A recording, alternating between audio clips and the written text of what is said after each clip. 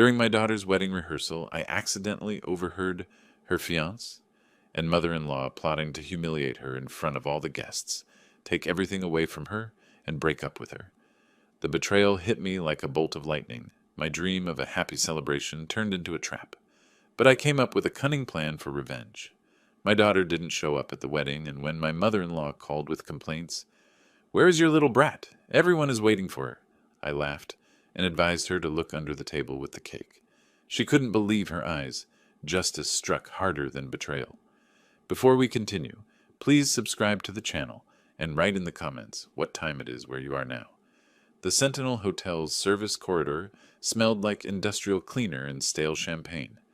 I ducked out during the rehearsal break, needed the bathroom, needed a minute away from watching Thaddeus play Prince Charming. My daughter deserved better than his performance. 35 years designing theater effects taught me to spot a bad actor. On my way back, voices stopped me, male and female, coming from the alcove near the Rose Ballroom's side entrance. "Mom, you sure about this? I mean, she really—" "Oh, please," a woman's voice. "Leona, Thaddeus's mother. That little fool thinks you're her Prince Charming. You saw how she practically threw money at the venue upgrade?" My hand found the doorframe, held on. "The photos you made, they look real enough?" "Real enough for a room full of shocked guests. Trust me, sweetie. We do this right. You walk away with everything. The gifts alone will cover your crypto debts." Thaddeus laughed, actually laughed. And here I thought I'd have to actually marry her. My phone. Where was my phone? Pocket. Left pocket. My fingers fumbled with it, nearly dropped it. The screen glowed. I found the voice recorder app. Pressed record. The red dot pulsed. My hand shook so badly I had to brace my wrist against the wall. They kept talking. Every word carved itself into my brain. Fake evidence. Photos. Saturday at 3:30 p.m., right between vows and rings. Maximum shock value. Thaddeus asking about his Oscar-worthy performance. I stood there recording until they finished, until their footsteps faded back toward the ballroom. Then I stood there longer because my legs had forgotten how to work. The rehearsal was still going when I walked back in. Everyone gathered around the makeshift altar, the wedding planner checking her clipboard. Persephone stood next to Thaddeus, holding his hand. Her face glowed. 28 years old, my daughter. Smart, funny, trusting. Too trusting. "Okay, let's run through the vows one more time." The wedding planner clapped her hands. "Thaddeus, you're up." He turned to Persephone, took both her hands. "I promise to make you the happiest woman alive, to cherish every single day we have together." Persephone's eyes got wet. "Tad, you're going to make me cry before Saturday." The guy's delivery was so fake, even a community theater would have rejected him. And I'd worked in community theater, painted sets for their production of Our Town back in '93. The lead actor had more sincerity, reading the phone book. "Beautiful. Really beautiful." My voice came out hoarse. "Anyone else need coffee? I'm getting more." Nobody answered. I walked to the refreshment table anyway, picked up the pot with both hands because one hand was still shaking. The cup rattled against the saucer when I set it down. Coffee slopped over the rim. "Lemuel, isn't it?" Leona appeared beside me. She smiled. A shark sizing up a seal. I smiled back. Two could play the terrible actor game. "I'm so glad our children found each other," she said. "Yeah, glad. You look pale. Wedding jitters for the father of the bride?" "Something like that." She patted my arm and glided away.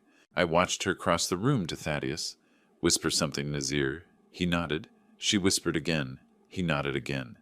The balcony. I needed the balcony. Made it outside, loosened my collar.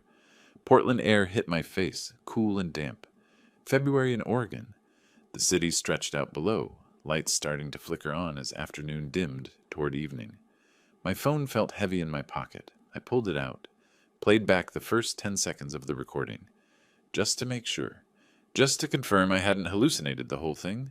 Leona's voice came through clear. "That little fool thinks you're her Prince Charming." My jaw clenched. Knuckles went white around the phone. Inside, the rehearsal continued.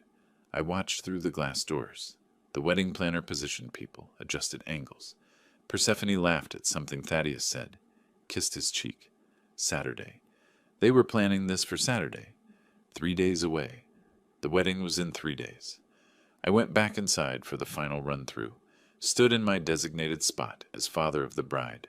Leona stood in her designated spot as mother of the groom. She caught my eye across the room, smiled sweetly. My face muscles strained as I forced a smile back. The wedding planner reviewed the timeline. So Saturday, ceremony starts at 3 p.m. sharp. Processional, opening words, vows, exchange of rings, pronouncement, kiss, recessional. The whole thing should run about 30 minutes. Everyone clear? Oh, I was clear. Crystal clear. 3:30 p.m. Right between vows and rings. They'd planned it better than D-Day. Any questions? The wedding planner looked around. Nobody had questions. Persephone beamed. Thaddeus squeezed her hand. Leona checked her watch. The rehearsal ended. People gathered coats and bags. I watched Leona whisper to Thaddeus one more time. She glanced at Persephone, then back to her son. Her lips formed words.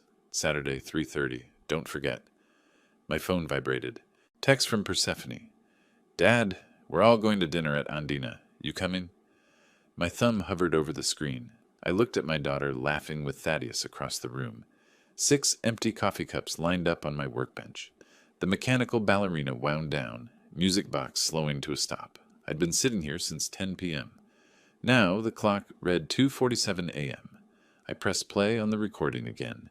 19th time, maybe 20th, lost count after 15. That little fool thinks you're her prince charming. My workshop looked exactly how I felt. Cluttered, chaotic. Vintage mechanical toys covered every surface. The dancing bear I'd restored last month. The German tin car from 1952. The Japanese robot with the walking mechanism. All of them frozen mid-motion, waiting for someone to wind them up again. I paced, window to workbench, workbench to window. The street cleaner passed below, brushes spinning, water spraying. Portland at 3 a.m. was quiet. Just machines and insomniacs.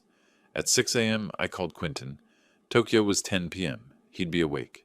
His face filled the phone screen. My son, 10 time zones away. Dad, it's 10 at night here. You look terrible. I need you to listen to something. My hand shook holding the phone. I propped it against the mechanical bear, pressed play on the recording, watched Quentin's face change, watched his jaw tighten. Holy! He ran his hand through his hair. Dad, you have to tell Percy. Right now. What if she doesn't believe me? What if... She'll believe you. You never lied to her. Not once. Quentin leaned closer to his camera. I'm getting on a plane. No, stay there. I need you keeping clear head, not jet-lagged and emotional. Dad, trust me on this. He didn't like it. I could see him not liking it. But he nodded. I hung up. Made coffee number 7. Watched sunrise paint Portland pink and gold. Around 9 a.m., I remembered food existed. Found bagels in the freezer. Persephone liked the everything bagels. I put 4 in a paper bag. Her apartment building was 15 minutes away. I made it in 12. She opened the door in pajama pants and an oversized sweatshirt. Dad, what are you doing here so early? You look awful. Brought bagels. We need to talk. If this is about the seating chart again, I moved Aunt Carol. It's not the seating chart. Sit down. Her smile faded. You're scaring me. Her apartment was exactly what you'd expect 3 days before a wedding. Papers everywhere, color-coded binders, sample menus, fabric swatches. The wedding had taken over like an invasive species. She sat on the couch. I sat in the chair across from her. Yesterday at rehearsal, I recorded something, by accident, on my phone. Okay? I played the first 5 seconds. Thaddeus's voice. Mom, you sure about this? Just listen. I let the whole thing play. Watched my daughter's face. Watched her process each word. Her pen dropped. Rolled off the coffee table. Neither of us picked it up. When it finished, she sat there, silent. Her coffee mug slipped from her fingers, hit the carpet with a thud. Brown stains spread across the beige fibers. That can't be Tad. It is? No. No, he wouldn't. We've been together 3 years. 3 years, Dad. I know, sweetheart. This is some kind of... Maybe they were joking. Some sick joke? Listen to it again. Does Thaddeus sound like he's joking? She did. Listened again. This time she stood up halfway through, walked to the window, put her palm flat against the glass, stood there for 30 seconds, maybe more. The gifts. Her voice came out hollow. Last month, Leona kept saying, make sure guests know cash gifts are preferred. I thought she was just tacky. What else? 2 weeks ago, Tad wanted to put the apartment lease in his name only. Said it was easier for paperwork. I was going to sign it tomorrow. My stomach dropped. You didn't sign yet? No, Something felt off. I told him I wanted to wait. She turned from the window. Her face had gone white. Did he ever even love me? That question. The worst question. The one I'd been asking myself all night. I think he did. Once. Before the debts. Before his mother got her hooks deeper. That's supposed to make me feel better? No. It's supposed to make you understand this isn't your fault. She slid down the wall, just collapsed into a sitting position, knees pulled up, started crying. Not pretty crying, the kind that comes from somewhere deep. I got down on the floor next to her. My knees cracked loud enough to echo. 68-year-old joints protesting. Put my arm around her shoulders. I'm so stupid. You're not stupid. You're trusting. There's a difference. Not anymore. We sat there on her floor for maybe 10 minutes. We both watched that coffee stain spread. It was like we'd forgotten how basic physics worked. Then she wiped her face.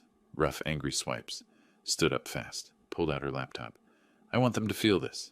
What I'm feeling right now. Purse? No. Worse than this. I want them humiliated. Destroyed.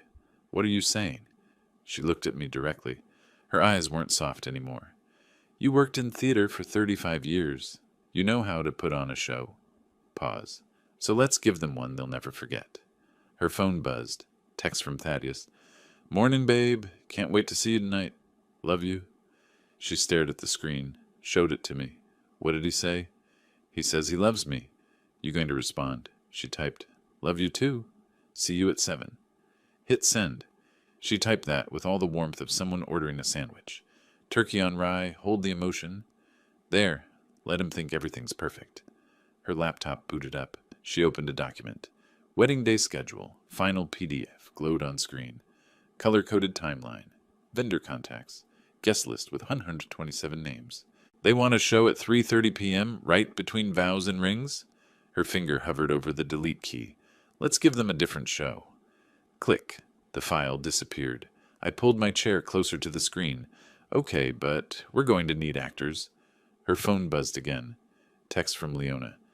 Persephone dear, confirmed the photographer for Saturday. Can't wait to capture every moment. Persephone showed me the screen. Persephone's laptop screen glowed blue in the late morning light. The deleted wedding file had left a gap. Now we needed to fill it with something better. Actors, I said. We'll need about 40. She looked at me. Where do we get 40 actors in 6 days? Portland Center Stage. I worked there 35 years. I pulled out my phone. Let me call Sylvia. Sylvia Douglas answered on the 3rd ring. Lemuel Parker. I haven't heard from you since you retired. What, 5 years? 6. Listen, Syl, I need a favor. A big one. How big? Remember that production of The Sting we did in '98? Where we... She interrupted, excitement cutting through the phone. Oh, I like where this is going. Keep talking. I need actors, about 40 of them, and they need to be convincing as wedding guests. When? Saturday. Pause. This Saturday, as in 6 days from now. Yeah.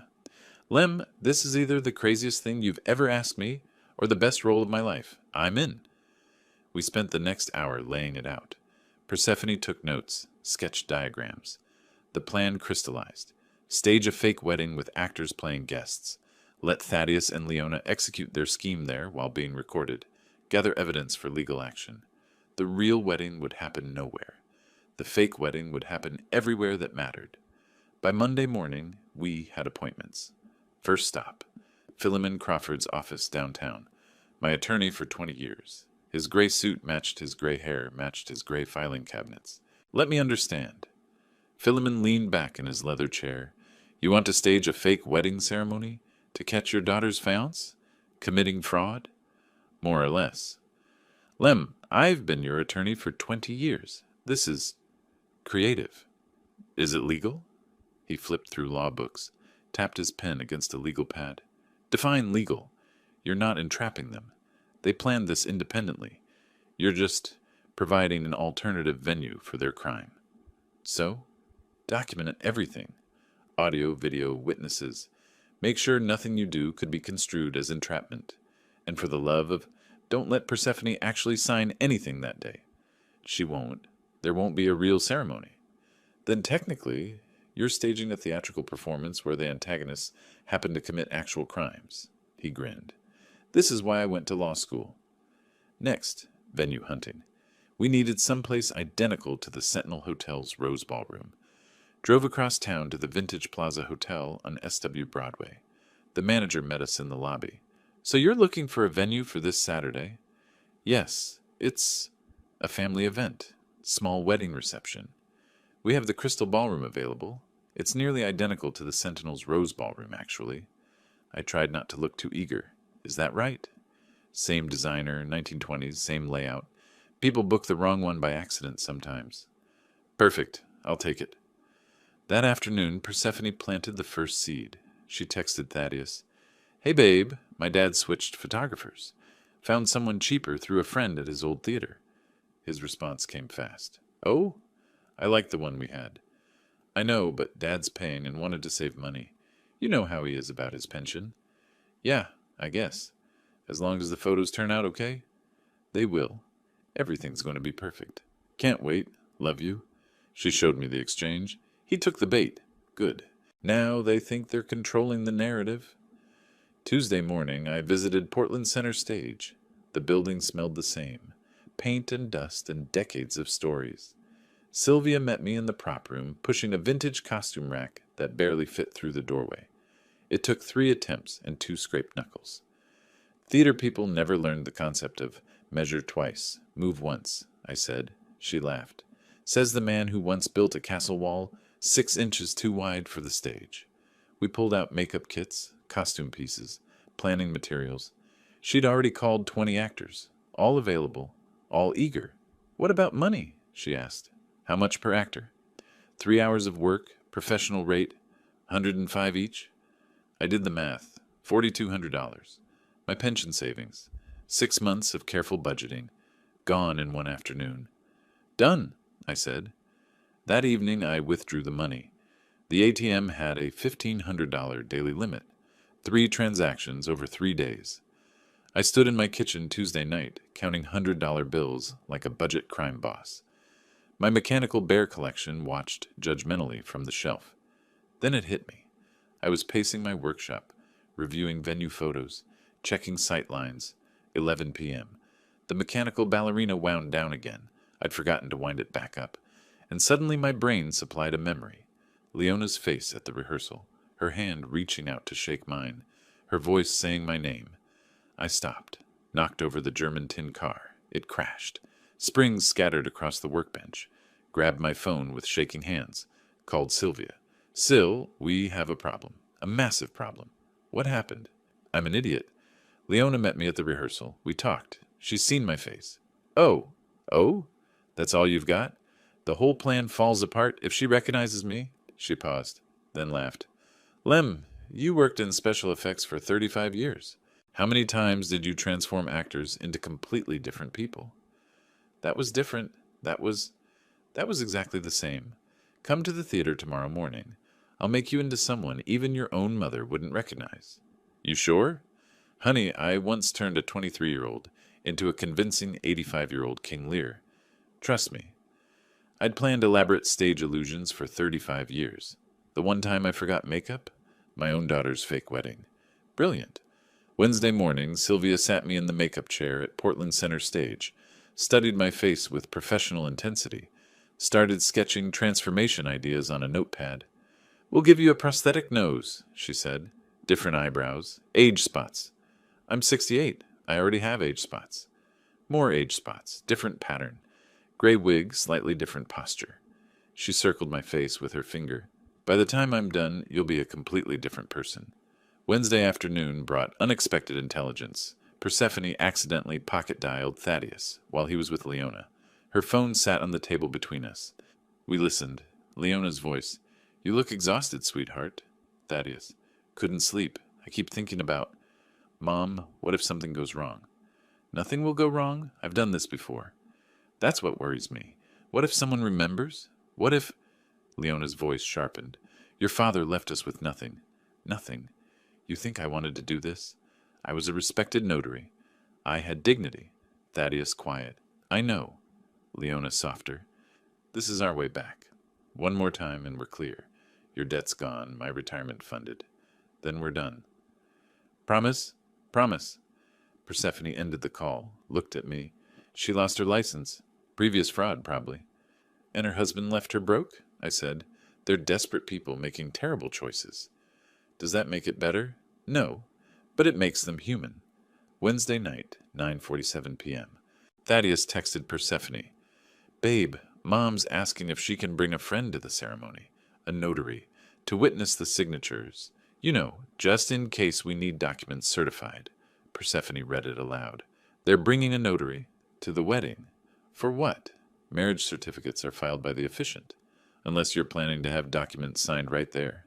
Divorce papers. She typed back. Sure, the more the merrier. They're not even pretending anymore, I said. Her phone lit up again.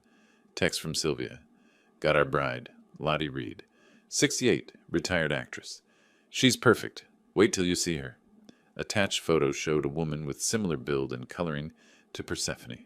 I showed her the screen. That's... wow. Thursday we start rehearsals. Friday we do a full run-through. Saturday I trailed off. Persephone finished. Saturday they get their show. Her phone buzzed again. Thaddeus. Can't wait to make you my wife.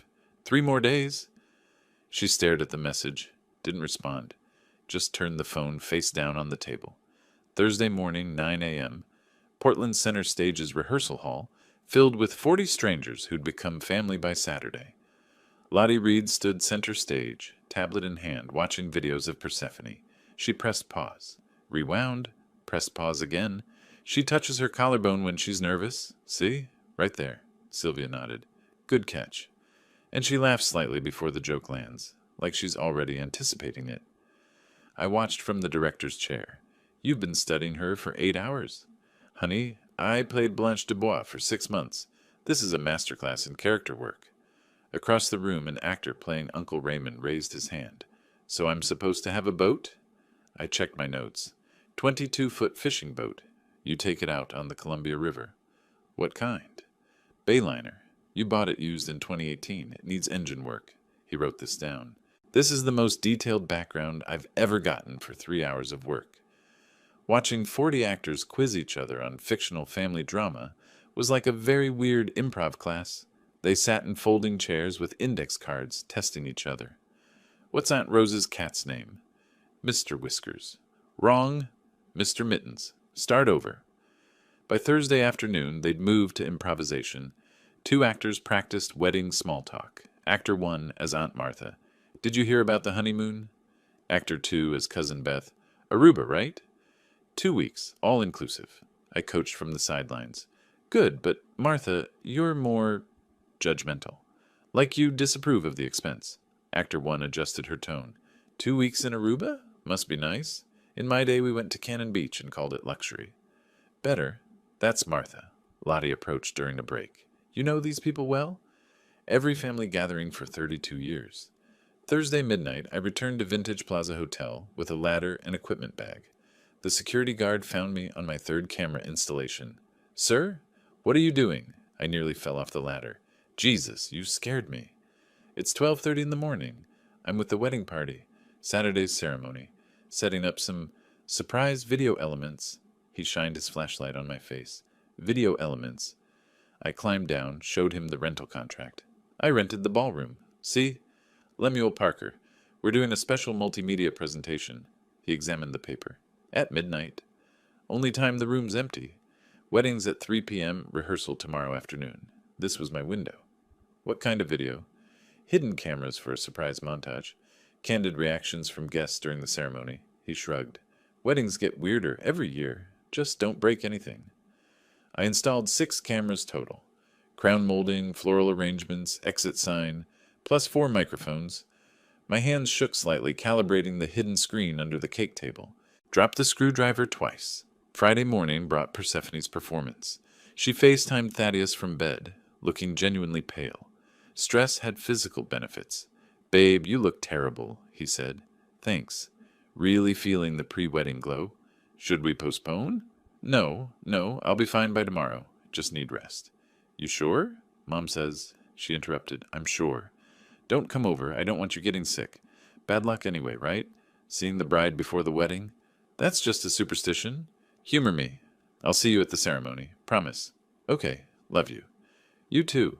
She ended the call, dropped the act immediately, sat up straight. I watched from her doorway. "The Academy Award goes to—" "Too much?" "Perfect. He bought every second." Friday afternoon, Philemon came by for final legal checks. Recording devices in place. 6 cameras, 4 microphones. Visible consent signs. Small print on programs. "This event is being recorded." That covers you legally. The moment they attempt fraud on camera, you're golden. What if they don't go through with it? Then you've thrown an expensive fake wedding. But based on their text about the notary, they're going through with it. I'll be watching from the real venue with the actual guests. Recording everything on my end, too. He smiled. "Lem, I've handled divorces for 30 years.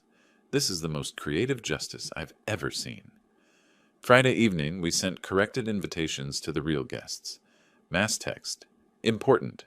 Venue change to Vintage Plaza Hotel, 422 SW Broadway. Surprise for Persephone and Thaddeus. Please keep confidential. Park in underground garage. Enter through side entrance. Ceremony 3 p.m. My actual Aunt Martha texted back immediately.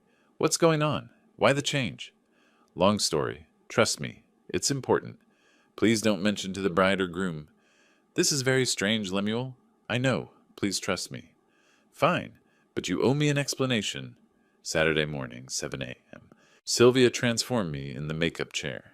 90 minutes of prosthetics, age spots on top of age spots, new eyebrows, gray wig. She gave me age spots. Age spots. I'm 68. I already have age spots. Now I had age spots on top of age spots. I looked like a spotted frog. I stared in the mirror, didn't recognize myself. "Perfect," Sylvia said. By noon, actors assembled at Vintage Plaza. I checked names with a clipboard like military roll call, 39 of 40. Everyone accounted for except... My phone buzzed. 1:07 p.m. Text from Sylvia. "Lem, problem. Janet, playing Aunt Rose, has food poisoning. Can't make it." I called immediately. "We're down an aunt? An hour before?" "I'm sorry, she's really sick." "Can we get someone else?" "Everyone else is already cast or unavailable. We'll have 39 instead of 40. "What if Leona counts heads? What if she notices?" "Lem, she's expecting a wedding. She's not taking attendance. She's a con artist. Con artists notice details. We have no choice. We go with 39. I paced the hotel corridor. "Damn it. Okay. Maybe she won't notice. Maybe... Breathe. We've got this." Nothing says I'm definitely not hiding anything like worrying about one missing guest an hour before showtime. 2 p.m. Thaddeus and Leona arrived. I watched from my position as Uncle Raymond, the disguised version of myself that Sylvia had created. The greeter, an actor, approached them. "This looks great. Where's Persephone?" "Getting ready in the bridal suite. You know brides, always running late." Leona stood in the center of the ballroom, turned slowly. Her heels echoed on marble. "Something's off." "What do you mean?" Thaddeus shifted nervously. "I don't know. Something feels wrong." "Mom, you're paranoid." "I have good instincts. How many guests are here?" "I don't know. They're still arriving." She started counting under her breath. 23, 24. "Mom, stop. You're making me nervous." I spoke quietly into my hidden earpiece. "She's counting." "Syl, she's actually counting guests." Sylvia's voice crackled back. "Stay calm. She doesn't know what number she's counting to." Leona continued scanning the room. "Where's Lemuel? The bride's father should be here greeting people." "Maybe he's with Persephone. Maybe." Her eyes landed on me, held my gaze for 3 seconds. My heart hammered. She looked away. At 2:15, I lifted a champagne glass. My hand shook so badly the glass slipped. Didn't shatter, just made noise. Several people looked. Leona's head snapped around. I froze. An actor nearby laughed. "Butterfingers today, Raymond." Others chuckled. Crisis averted. But I realized I was too nervous. Excused myself, walked outside. 5 minutes of Portland air. Deep breaths. When I came back, Leona stood in the center again, rotating, taking in every detail, Thaddeus beside her. Mom, everything looks fine. Can you relax? She didn't answer, just kept scanning. Then stopped. There's no photographer. What? No photographer? Where's the cheaper photographer Persephone mentioned? The actor-photographer emerged from a side room with his camera. Sorry, just setting up the equipment. Leona watched him, nodded slowly. Good. But her eyes kept calculating. She pulled out her phone, checked something, frowned. The address? What about it? Thaddeus asked. The invitation says Sentinel Hotel, but the sign outside said Vintage Plaza. Thaddeus looked at her. Maybe you misread? I don't misread. She looked at the ballroom again. Her voice dropped. Something is very, very wrong here. Leona stood in the center of the ballroom, calculating. Something is very, very wrong here. Thaddeus touched her arm. Mom, we're committed. The ceremony starts in 15 minutes. She looked at him, looked at the room, looked at the photographer adjusting his equipment, made a decision. We proceed, she said, but I'm watching. I sat in the back row, disguised as Uncle Raymond, tablet hidden inside my program. 6 camera feeds glowed on the screen, every angle covered, audio clear. My hands gripped the tablet so hard my knuckles went white beneath the age spots Sylvia had painted on. 2:50 p.m., the ceremony began. Music started. The side door opened. Lottie Reed entered as Persephone. She was perfect. The slight bounce in her step, the way she held the bouquet at her hip, the rapid blinking when she got emotional. Every detail Persephone's. Every movement studied for 3 days and performed flawlessly. The actor guests turned, smiled. Aunt Martha dabbed her eyes with a tissue. Uncle Raymond stood straighter. Bridesmaid adjusted her own bouquet. Thaddeus watched his bride approach. Something crossed his face. Confusion. He leaned close during the opening prayer, whispered in her ear, You seem different today. Lottie touched his face, smiled. It's happiness, darling. Pure happiness. No, it's something else. Your perfume? Oh, I changed it. Wanted something special for today. Your voice sounds, the officiant interrupted, and now the couple has prepared their own vows. Thaddeus shook his head slightly, refocused. Right. Sorry. The ceremony proceeded. Readings by actor guests. Thaddeus's vows. Lottie's responses perfectly mimicking Persephone's cadence. I watched the tablet. All 6 cameras recording. No technical failures. No missed audio. 3:28 p.m. Leona checked her watch. 2 minutes. Her hand trembled as she touched the envelope in her purse. She glanced at Thaddeus. He was watching his bride with something that might have been real emotion. For a moment, Leona's expression flickered. Doubt, guilt, something human. She closed her eyes, took a breath, opened them. The doubt was gone. 3:30 p.m. exactly. Leona stood. Stop. I'm sorry, but I cannot stay silent. The officiant looked up. Ma'am, please. My son deserves to know the truth before he makes the biggest mistake of his life. Thaddeus turned, false surprise painted on his face. Mom? What are you?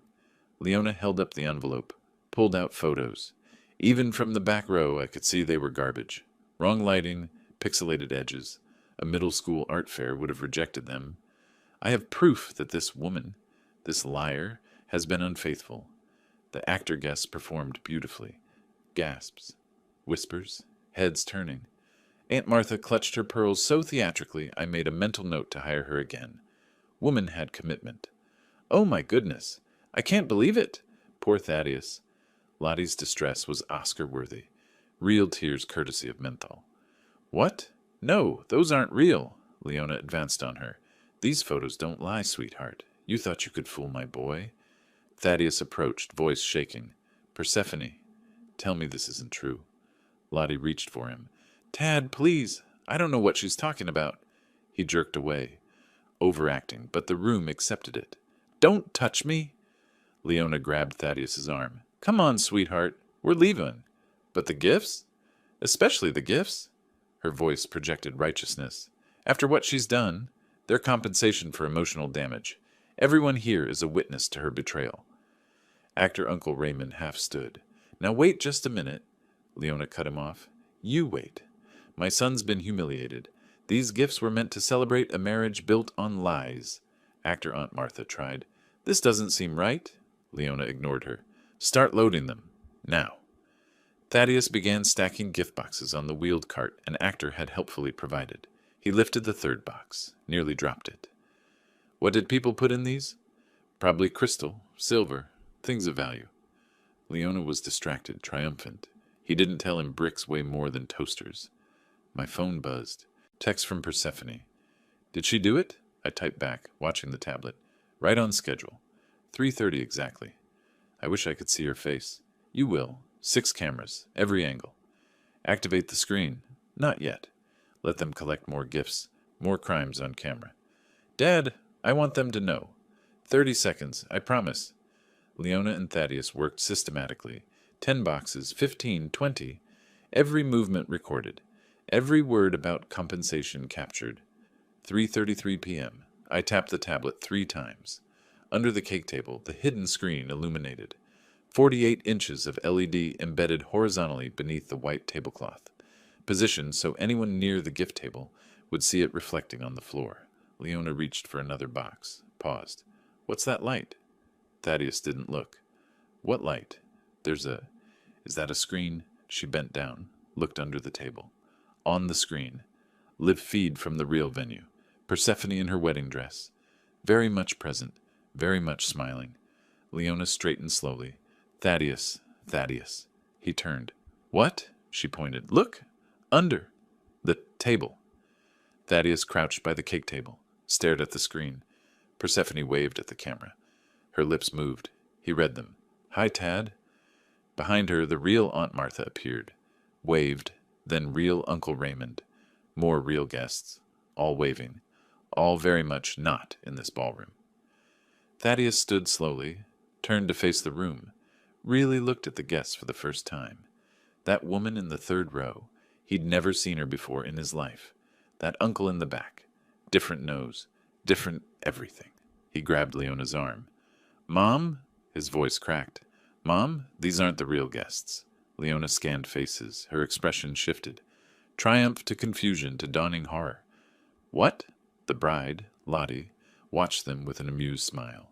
She reached up, touched her hair, gripped the wig at the hairline, and pulled. The wig came off smoothly, gray hair styled differently beneath. Lottie took a theatrical bow. Thank you for the applause. On the hidden screen, Persephone leaned toward the camera. Hi, Leona. Surprise! Leona stared. What is this? What's happening?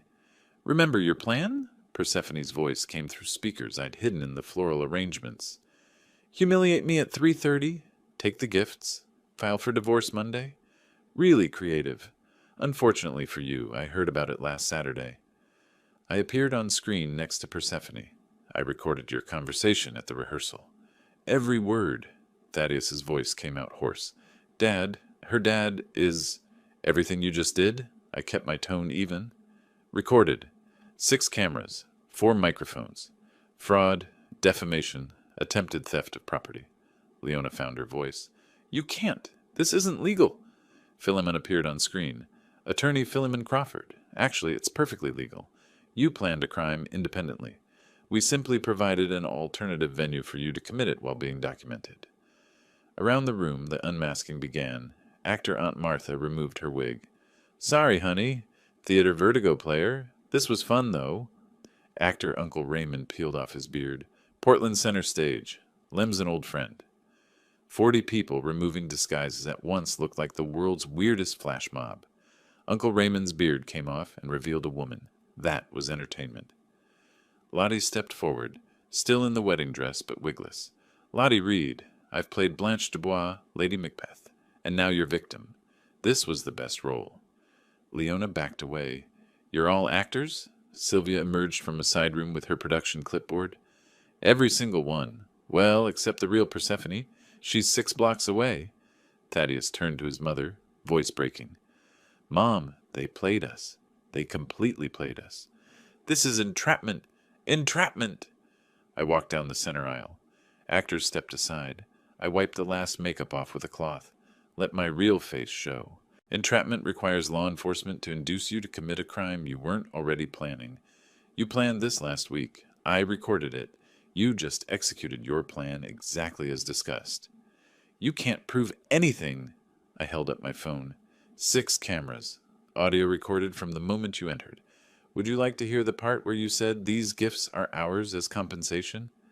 Leona grabbed Thaddeus's arm. Don't say anything, not a word. We're leaving. Detective Rogers is probably waiting at the exits by now. She dragged him toward the side exit. Come on. Mom, maybe we should... No, we're leaving. Now. She pushed the door. It opened before she reached it. Detective Tom Rogers stepped through. Plain clothes, badge on his belt. 2 uniformed officers behind him. Leona Morgan? She froze. Who are you? He showed his badge. Detective Tom Rogers, Portland PD. We need to talk about what just happened here. I'm not saying anything without my attorney. That's your right. But we have video evidence of attempted fraud, defamation, and theft. Multiple witnesses. You might want to cooperate. Thaddeus suddenly pulled away from his mother.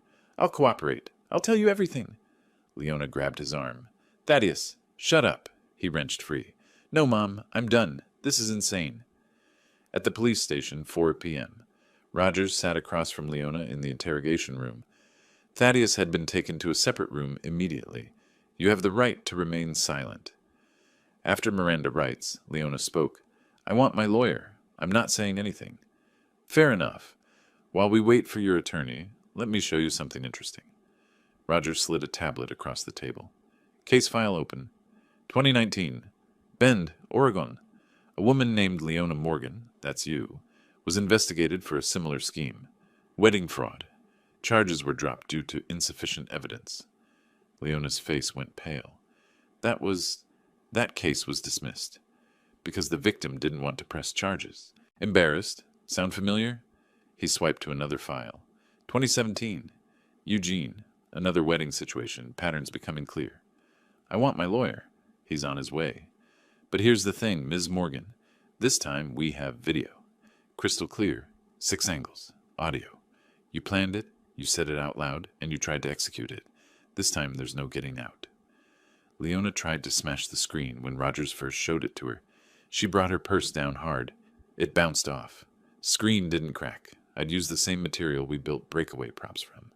Irony tasted sweet. Her phone buzzed. Text exchange with her attorney that Rogers photographed. Leona. They have video. Everything. Attorney. How much video? Leona. All of it. The whole ceremony.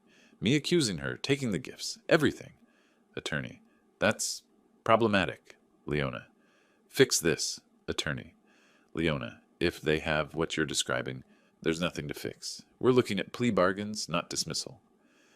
In the separate room, Thaddeus sang like a canary at a bird convention. I almost felt bad. Almost. It was my mom's idea. All of it. Head in his hands. Words tumbling. The fake evidence. The plan to humiliate Persephone. Take the gifts. File for divorce. She said it would solve my debt problems. $87,000. Crypto investments went bad. So you agreed to commit fraud to cover gambling debts? They weren't gambling. They were investments. I don't know what I thought. Did you know your mother had done this before? Thaddeus looked up. What? She has a history. At least 2 similar schemes we know about. Oh my God. She said this was one time. Get clear and stop. She promised. Sounds like she lied to you too. 4:10 p.m. Holding room. Leona alone before her attorney arrived. She sat on the metal bench. Expensive suit wrinkled. Her hands shook. Not fear at first. Rage. Then something else. She opened her phone. Scrolled to a photo. Younger her in a notary office. Professional headshot. Proud smile. Date. 2018. She stared at it. The person she was before everything fell apart. Closed her eyes. For just a moment, her face crumpled. Not crying, but close. Genuine grief for who she used to be. Then hardened again. Closed the phone. But the moment showed everything. She knew. She'd destroyed herself. Became the thing she once would have condemned. 4:14 p.m. Detective Rogers left her alone in the interrogation room. Through the one-way mirror, I stood watching with Persephone and Rogers. Persephone saw Leona for the first time since the rehearsal. Leona sat perfectly still, staring at the metal table. Then she looked up, directly at the mirror, couldn't see through it, but seemed to know we were there. She mouthed something. Rogers asked, "What did she say?" I read her lips twice to be sure. "This isn't over." Persephone laughed, sharp, cold. "Yes, it is." Roger's phone buzzed. He checked it, expression changing. Folks, we just got a call from a woman in Bend. She saw the news coverage. Apparently there's already media outside. She says Leona did the same thing to her daughter in 2019. She wants to file charges now." He looked at me. "How many others do you think there are?" I watched Leona through the glass. "Let's find out." Monday evening, my workshop. The news played on the TV mounted above my workbench. In an unprecedented case, a 68-year-old theatrical retiree orchestrated an elaborate sting operation to catch his daughter's fiancé, and future mother-in-law attempting wedding fraud. I looked at my cat on the windowsill. Unprecedented, like nobody's ever been fed up with con artists before. They called me a theatrical retiree, like I retired from being theatrical. I was in special effects. I blew stuff up and made fake blood. Hardly Hamlet. The reporter continued. Lemuel Parker, a retired special effects designer from Portland Center Stage, hired 40 actors to stage a fake wedding ceremony. My phone buzzed. Text from Sylvia. "You're famous? Drinks to celebrate?" I typed back, "Maybe. Feel weird about it." "Why? You won." I didn't respond. Across the room, my mechanical toys sat silent. I hadn't wound them since Thursday.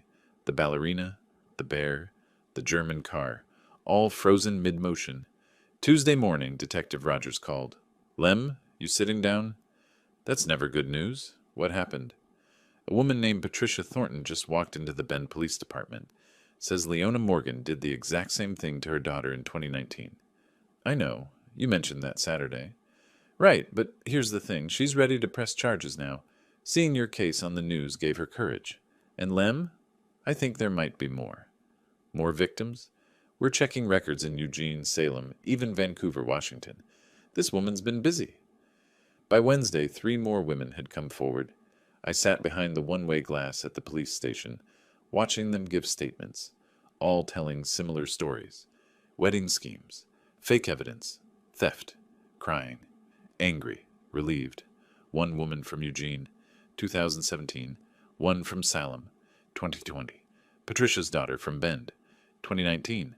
Plus Persephone. 4 separate incidents over 6 years. Wednesday afternoon, I met with ADA Sarah Chen and Philemon at the prosecutor's office. Chen slid a folder across the table. "We now have 4 separate incidents. 2017, 2019, 2020, and your daughter's case this year." Philemon leaned forward. "That establishes a pattern. Premeditation." "Better than that. It shows this was her business model." Chen opened the folder.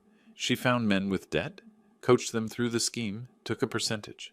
"How much did she make?" "Conservatively, 200,000 over 6 years. Probably more we haven't found." I kept my voice level. "And Thaddeus?" "Latest victim, but also a perpetrator. His cooperation is helping, but he's not innocent." "Will Persephone get restitution?" "Every victim will, but Leona's broke. Judgment might not mean much practically." I drove home through afternoon traffic, stopped at a red light near a pawn shop. Saw a woman inside talking to the clerk, not Leona, just a woman. But I thought about desperation, about what people become when they're drowning. Thursday morning, Thaddeus received an envelope at his mother's house where he'd been staying. Plain white, no return address, typed message inside. I learned about this later, but Detective Rogers told me Thaddeus's hands shook reading it. The letter said, "I can make the evidence disappear. $50,000. Details to follow." Thaddeus showed his mother. Her voice rose with hope. "Someone's offering to help. Make the evidence disappear. For $50,000. Mom, we don't have that." She gripped the letter. "We get it. This is our way out." "How? How do we?" "Your car. My jewelry. We borrow the rest." "Thaddeus, this is a gift." He hesitated. "What if it's a scam?" She laughed, manic edge to it. "A scam? Someone scamming scammers? That would be rich." They spent Thursday afternoon liquidating everything. I sat in my car outside the pawn shop without planning to. Just happened to be driving past. Watched through the window as Leona sold her jewelry. She sold jewelry for 30 cents on the dollar. The pawn shop guy practically cackled. I didn't know people actually cackled outside cartoons. She was crying. The pieces clearly had sentimental value. A necklace, earrings, a bracelet. I thought about calling it off, warning her about the trap. Didn't. Drove to an empty parking lot, sat there 20 minutes, phone in my hand. Didn't call, just sat. Thursday evening, 6:47 p.m. Thaddeus's finger hovered over the confirm button on his banking app. Leona watched over his shoulder, both holding their breath. He pressed it. $50,000. Gone. They fell for anonymous helper will make evidence disappear for cash. I've seen better plots in community theater murder mysteries. Friday morning, Detective Rogers called. Sounded triumphant. They did it. Transferred the full amount at 6:47 p.m. yesterday. The prosecutor's test? Yep. We now have them on attempted witness tampering. That's a separate felony. I didn't sound happy. Good. You don't sound thrilled. They're idiots. They fell for the most obvious trap. That's kind of the point. I know. Just, they're so desperate they can't even see straight. Lem, they were going to destroy your daughter's life. Remember that. I remember. I hung up. Poured bourbon. Didn't drink it. Just stared at the glass. Thursday night at 11:47 p.m. My phone rang. Unknown number. Mr. Parker? Patrick Holmes? From the wedding? I remembered. You played Cousin Marcus. What can I do for you? Well, there's a problem with my payment. Problem? You were paid $400 like everyone else. That's the thing. I thought it was $500. We had a deal. I pulled up the contract on my laptop. Patrick, I have the signed agreement right here. $400. You signed it. I must have misunderstood. Look, I'm a little short this month. If you can't cover the extra $500. If I can't? Long pause. I'd hate for the defense to find out the wedding was staged with paid actors. Might complicate your case. Ice in my voice. Are you threatening me? I'm just saying, $500 would help me keep quiet. Otherwise, I might need to talk to someone about what really happened. Give me a day. 24 hours, then I call Leona's lawyer. I dropped my coffee mug, didn't break, rolled under the table, pressed the phone hard against my ear. 2:17 a.m., couldn't sleep, called Philemon. We have a problem, a massive problem. He answered groggy. Lem? It's 2 in the morning. Patrick Holmes, one of the actors. He's blackmailing me. Says he'll tell the defense everything unless I pay him. Suddenly alert. How much? $500. But it's not about the money, if he testifies that we staged it with paid actors. The defense will argue entrapment, false evidence, prosecutorial misconduct. It could destroy the whole case. Pause. Or it could be exactly what we need. What? Let him go to the defense. Don't stop him. Are you insane? Trust me, this could work in our favor. How? How could this possibly? Let me make a call. Don't pay him. Let him make his move. I paced my workshop until dawn. All my mechanical toys sat silent around me. Dead batteries, unwound springs. The place felt like a graveyard. Sylvia stopped by Friday morning, looked around. You okay? Place feels dead. I couldn't explain why I'd let everything run down. Friday morning, 9:30 a.m. Patrick walked into defense attorney Marcus Webb's office. I sat in my car outside, watching, gripping the steering wheel, considered going in, stopping it, didn't. Inside, Patrick sat across from Webb. Mr. Holmes, you said you have information about the wedding ceremony? Yeah, the whole thing was fake. Staged, paid actors. Webb leaned forward. Explain. Lemuel Parker hired 40 of us. Portland theater people. 400 each. We memorized names, played fake guests. Even the bride was an actress. Webb wrote frantically. This could invalidate the entire case. Evidence obtained through fraud. I know, right? Thought you should know. Why are you coming forward? Patrick shrugged. Parker underpaid me. 500 short. I'm a little bitter. We can potentially compensate you for your time if you testify. Patrick smiled. He played bitter, underpaid actor so well I actually believed him. Should have given him 500. He earned it. That would be great. Oh, one more thing I should mention. Yes? I've been working with the prosecutor's office as an informant. This entire conversation is being recorded. Webb's pen froze mid-note. Friday afternoon, 2 p.m. Philemon's office. I didn't sit. Paced between filing cabinets, bookshelf, window. Couldn't be still. Patrick was working for you. The whole time. Philemon sat calmly. For the prosecution, technically. But yes. You didn't tell me. No. Why the hell not? Because your reaction needed to be genuine. If you'd known Patrick was faking, your panic wouldn't have been authentic. Authentic? I didn't sleep for 2 days. I thought the whole case was collapsing. I know. I'm sorry. But it worked. I stopped pacing. Faced him. What else haven't you told me? Nothing else. That was the only element you didn't know about. How do I believe you? He met my eyes. You don't. You decide whether the outcome was worth the manipulation. That's a shitty answer. It's an honest one. He pulled out a legal pad, drew a diagram. Flowchart showing all layers of the plan. The core was mine. Fake wedding, actors, recording. But around it, more circles. Patrick's double agent role. The prosecutor's witness tampering test. Media strategy to flush out victims. He drew the plan like a conspiracy theory flowchart. I expected red string connecting photos. Very beautiful mind, except with more felonies.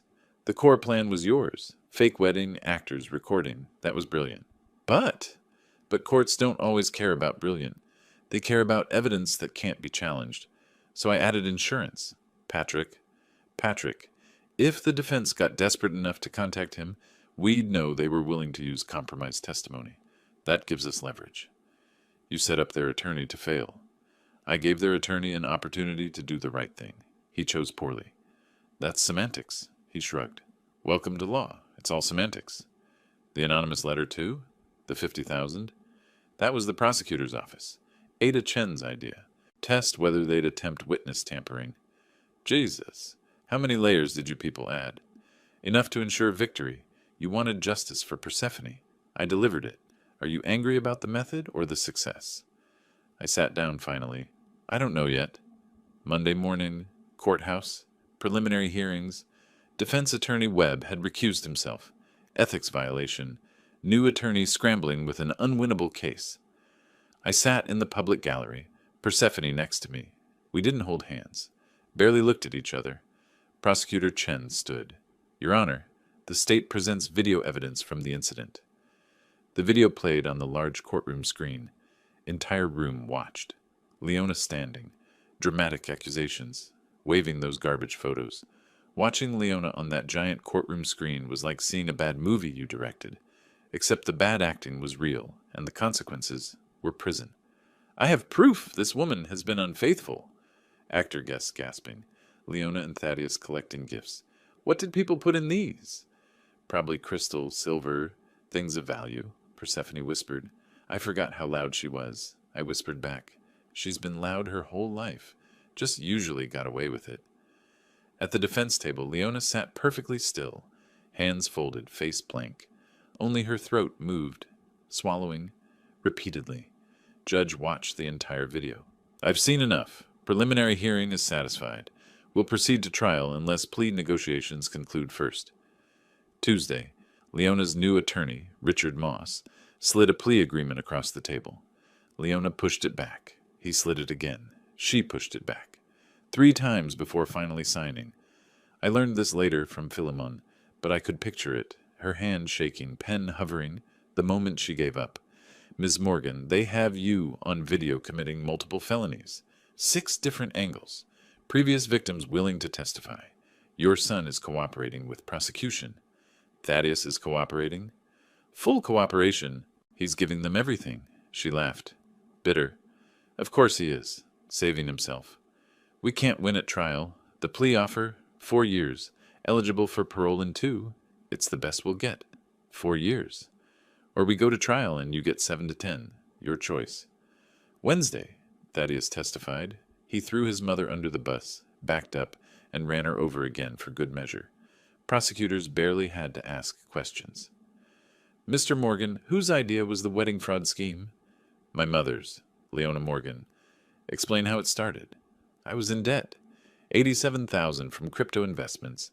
She said she knew a way to clear it. Marry someone, create a fraud scenario, take their assets, divorce. Had she done this before? Yes. She told me about previous times. 2017, 2019, at least one more. Did you love Persephone Parker? His voice broke. At first, yes. Then the debts got worse. My mother kept pushing, and I I don't know what I felt anymore. He didn't look at his mother once, kept his eyes on the prosecutor, on his hands, on the ceiling, anywhere but her. Leona watched on the courtroom monitor, not rage on her face, just resignation, betrayal, acceptance that this is who her son really is. Lunch recess, courtroom emptied. Leona sat alone at the defense table. Thaddeus was escorted past her to a separate exit. Thaddeus, quiet. He stopped, didn't turn around. I'm sorry I made you into this. You're sorry you got caught. No, I'm sorry I taught you to think like I think, to see people as marks. His voice broke. I did love her, Mom, at first. I know. You ruined that. Made me into someone who could do that to someone I loved. Tears on her face. I was trying to save you. He finally turned. You destroyed me instead. The officer touched his arm. We need to go. Thaddeus left without looking back. Leona sat alone, crying silently. No sound. Thursday morning. Sentencing. Judge Torres looked down from the bench. Ms. Morgan, you orchestrated a sophisticated fraud scheme targeting vulnerable young men with financial problems. You coached them to deceive women who trusted them, causing emotional and financial harm. You've shown no remorse. The court sentences you to 4 years in state prison, eligible for parole after 2 years served, plus restitution of $125,000 to be divided among your victims. Leona stood. I understand. Do you have anything to say? Brief pause. I was someone once, someone respectable. I don't expect you to care, but I want the record to show I know what I've lost. Noted. Mr. Morgan? Thaddeus got probation. 2 years supervised, 300 hours community service, $15,000 to Persephone, 10-year restraining order. Leona was escorted out, in handcuffs. She passed me in the aisle. Our eyes met for 3 seconds. No words. She looked at me, not with hatred, with something worse. Understanding. Her expression said, You won, but what did it cost you? I looked away first. Persephone touched my arm. It's over. Yeah, you did it. You protected me. Yeah, she noticed my tone. Dad, you okay? Let's go home. I drove home. Sat in my car in my own driveway for 15 minutes before going inside. The following Thursday, a letter arrived. Prison envelope. I opened it standing in my workshop. Read once. Read again. Sat down heavily. Lemuel, you took everything. My freedom, my son, my last shred of dignity. I'm not asking for forgiveness. I don't deserve it, and wouldn't believe you if you gave it. But I want you to understand something. I was someone once. A professional. Proud. Your daughter probably doesn't know this, but I volunteered at women's shelters. I helped people. Then my husband left. I made mistakes trying to survive. Lost my license. Lost my identity. I became what I fought against. You did the right thing stopping me. Your daughter is lucky to have a father who protects her so completely. I just wonder, who's protecting you from what this victory is costing? Your mechanical toys have stopped. I noticed at the hearing your hands were still. Men like us, we need our rituals. When those stop, it means something's broken. I hope your revenge was worth what you've lost. Not just the money you spent. Not the time. The part of yourself that could forgive. The part that could stop. I'm paying for my sins. I accept that. But you're paying too. In a different currency. Hope it balances. LM. I set the letter down. Looked at my mechanical toys. All stopped. All silent. Picked up the ballerina, my favorite. Wound the key. It didn't play. Broken spring, probably. Set it down carefully. Sat in my chair, head in my hands. My phone rang. Persephone calling. I looked at it, ringing. Didn't answer. Let it go to voicemail. Sat alone in silence. 3 weeks after sentencing, I finally understood what Leona's letter meant. Not the words, the warning. I sat in my workshop holding it, read it for maybe the 40th time. Hope your revenge was worth what you've lost. I hadn't lost anything, had I? Drove to Persephone's apartment that afternoon. She didn't answer the door immediately. Made me wait. When she finally opened it, the chain was still on. Dad, you should have called first. Since when do I need to call before visiting my daughter? She removed the chain. Let me in. Since I stopped trusting people to be who they say they are? I noticed the locks. 3 deadbolts. Fortress-level security. Percy, those are... Can't be too careful. She walked to the kitchen, didn't offer coffee. We sat at her table. Her phone buzzed, dating app notification. She silenced it immediately. Not interested. They all want something. Sweetheart, the threat's gone. Thaddeus has a restraining order. Leona's in prison. She laughed, bitter. You think they were the only threats? Dad, everyone's a potential threat now. What do you mean? A guy at work asked me to coffee yesterday. Nice guy, design department, known him 2 years. And? I said no. Want to know why? She looked at me.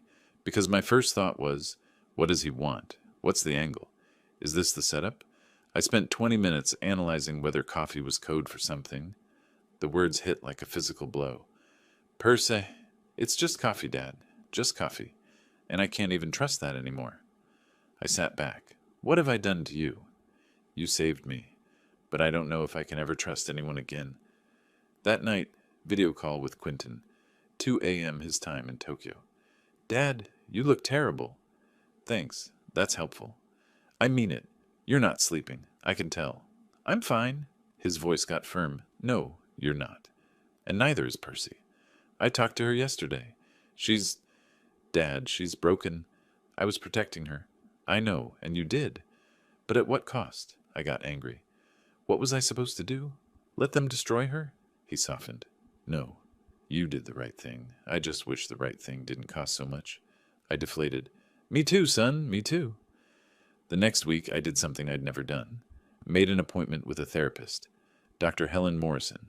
Sat in her waiting room for 10 minutes before the first session. Almost left twice. Forced myself to stay. The magazines were from 2019. I read about old news and thought, at least some things age badly for everyone. What brings you here, Mr. Parker? My son thinks I need help. My daughter's broken, and I got a letter from prison that won't leave me alone. Tell me about the letter. I explained everything. The fake wedding, the sting, the trial, Leona's letter about costs. She listened, then asked, Do you regret what you did? I don't know. I did what I had to do. But was it worth it? What if you'd done nothing? Long pause. She would have been destroyed, married him, lost everything, been publicly humiliated. So you chose between one kind of damage and another. That's a terrible choice. Most important choices are. Meanwhile, Thaddeus was doing community service at a homeless shelter, serving food, washing dishes, head down, avoiding eye contact. He met a man there, Marcus, 68, reformed con artist. They talked during break, Marcus washing dishes beside him. First time doing this? Community service, court ordered. I figured, you got that look. What look? Guy who just realized he's not who he thought he was. I had it too, 20 years ago. What were you in for? Fraud, pension scheme.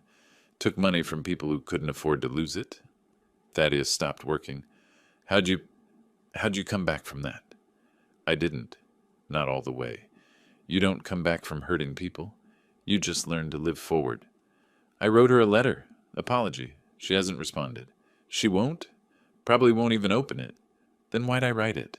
Because it wasn't for her. It was for you, admitting what you did out loud. Persephone had received that letter. It sat on her kitchen counter for days. Unopened, she circled it like it might explode. When I visited again, I saw it. That from Thaddeus? Yeah. You gonna open it? I don't know. Part of me wants to read what he has to say. And the other part? The other part wants to burn it unopened. Let him wonder if I ever saw it. Both are valid choices. Which would you do? I considered. I'd probably read it.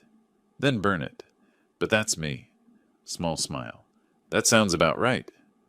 6 weeks after sentencing, I found a therapy group for fraud victims, people who'd been through what Persephone experienced.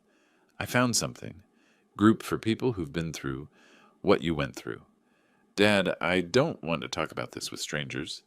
They're not strangers. They're people who understand. You've been going to therapy? I was surprised. How'd you know? You're different, quieter, like you're actually processing instead of just moving forward. It's helping. Maybe it could help you too. I'll think about it.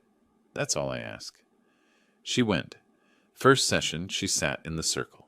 8 people, a facilitator, stories of betrayal, schemes, lost savings, broken trust.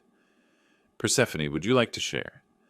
I was engaged. Found out 3 days before the wedding he was planning to humiliate me and take everything. My dad stopped it, But? But now I don't trust anyone. I see schemes everywhere. Can't take anything at face value. Across the circle, a man spoke. I got scammed by my business partner. 3 years of work, all my savings. I know that feeling, like the world's suddenly hostile. She looked at him.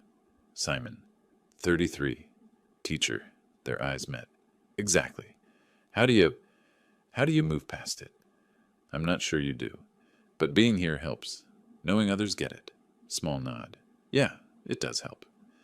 3 months after the trial, Persephone called. Her voice sounded different. Lighter. Dad, you busy? I was in my workshop, repairing the mechanical ballerina. Never too busy for you. What's up? I met someone at the therapy group. I set down my tools. Oh? His name's Simon. He's a teacher.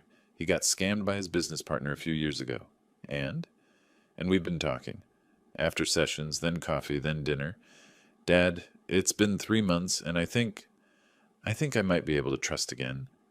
Emotion caught in my throat. Sweetheart, that's wonderful. I want you to meet him. Dinner this weekend? I'd love that. Dad? Yeah? Thank you. For the therapy group, for not giving up on me. Never. I'd never give up on you. Saturday evening, October. 6 months since the fake wedding that changed everything. I stood in my workshop before leaving. All the mechanical toys worked again. The bear, the German car, the dancing robot. Months of patient repair. Each one a small victory over breaking. Only the ballerina remained. I'd saved her for last. Drove to Persephone's new apartment. Nicer neighborhood. Fresh start. Noticed she only had 2 locks now. Progress. She opened the door, smiling. Dad, come in. Simon's here. He stood immediately. Firm handshake. Direct eye contact. Nervous, but not hiding it. Mr. Parker, it's really good to finally meet you. Percy has told me a lot about you. All good, I hope. Honestly, some scary parts too, but I respect what you did for her. I studied him. What did I do? Protected her when it mattered, even when it cost you. Persephone called from the kitchen. Simon, don't let him intimidate you. He smiled nervously. Too late, but that's okay. Dinner was home-cooked, table set nicely. Conversation flowed. Simon talked about his elementary school students, 3rd graders learning fractions, the joy and frustration of teaching. Then, out of nowhere, Mr. Parker, I know what you've been through, what Percy has been through. She told you? Everything, and I want you to know. I'm not like that. I'm not here to hurt her. How do I know that? He got completely serious.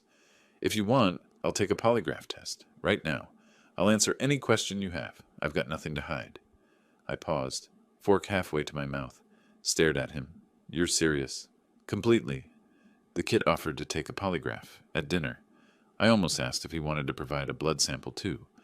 Then I realized he was monumentally serious. I laughed. First genuine laugh in months.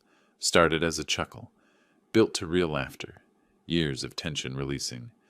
You're either the biggest fool I've ever met, or the most honest man. I'm choosing to believe the second one. He relaxed. Thank you. I'll take that. Persephone smiled at both of us. See? I told you you'd like him. During dessert, Simon told his story. Business partner. Best friend since college. We started an education tech company. 3 years in, found out he'd been embezzling. Took everything. My savings, investors' money, our reputation. What happened to him? Prison. 2 years. Out now, last I heard. You ever talk to him after? He shook his head. No. Some bridges don't need rebuilding. But it taught me something, how to spot genuine people. That's why I knew Percy was real. She reached for his hand. We're both learning to trust again. My phone buzzed. Text from Philemon. Leona released early for good behavior. 2 years served of 4. Moving to Florida to live with sister. Won't be back. I read it. Set the phone down. What is it? Persephone asked. Leona. Released early. Good behavior. Moving to Florida. How do you feel about that? I considered. Tired. Just tired. She's someone else's problem now, or maybe no one's. Maybe she'll actually change. Simon watched me. You don't sound angry. I'm not. Anger takes energy. I'm fresh out. What about Thaddeus? He's on probation, community service. Heard he's actually showing up, doing the work. Maybe he'll figure it out. Persephone's voice got quiet. Do you forgive them? Long pause. I don't know if that's the right question. I've let them go. That's different from forgiveness. After dinner, Persephone walked me to the door, hugged me. Long hug, not brief. Dad, thank you. For what? For everything. For saving me. For the therapy group. For tonight. Not scaring Simon away. I almost destroyed you. She pulled back, looked at me. No. You showed me what real love looks like. It's protection, even when it hurts. It's sacrifice. It's doing the hard thing because it's right. It cost you months of your life. Trust issues. Paranoia. And now I'm stronger. I know what betrayal looks like. I know what genuine looks like. Simon is genuine. I wouldn't have been able to tell the difference before. That's an expensive lesson, but I learned it, and I survived it. Because of you. Emotion caught in my voice. I'm proud of you. I know. That's why it was worth it. I drove home, sat in the car in my driveway for a moment, but this time got out without heavy pause. Workshop. Turned on all the lights. Approached the ballerina with fresh eyes. The final repair took an hour. Installing the new spring. Calibrating the mechanism. Winding the key carefully. Set her down. Watched her spin. The music played. Perfect. I made a small brass plaque, engraved it myself. For Persephone, for second chances. From Dad. October 2025. Attached it to the base with care. Later, video call from Quentin. Tokyo nighttime skyline behind him. Dad, how are you? Really? You know, son, for the first time in a year. Good. Really good. You mean that? I gestured to the workshop. Look around. Toys are all working again. Workshop's lit up. I'm sleeping through the night. And Percy? She's healing. Met someone. Good guy. Honest. She's laughing again. Real laughs. Then it was worth it. Maybe. Or maybe we just survived it. Either way, we're still here. That's what matters, Dad. You're still here. Yeah, we are. After the call, I noticed a small package on the doorstep. Must have arrived while I was at Persephone's. Inside, a vintage music box. Beautiful craftsmanship. A note. Thank you for showing me real craftsmanship. Some things are worth preserving. Marcus, from the shelter. I smiled. Thaddeus must have told him about my hobby. Marcus, the reformed con, mentoring Thaddeus, sending unexpected grace. I placed it on my shelf, wound it, let it play, sat in my chair, surrounded by mechanical life, each toy with a story, each repair a lesson. Took me 6 months to fix these toys, 6 months to repair what took 6 days to break.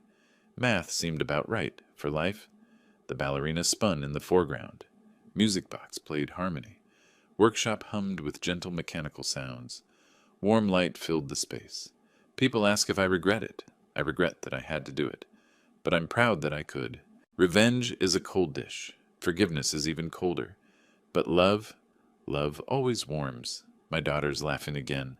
My son calls from Tokyo. My workshop hums with life.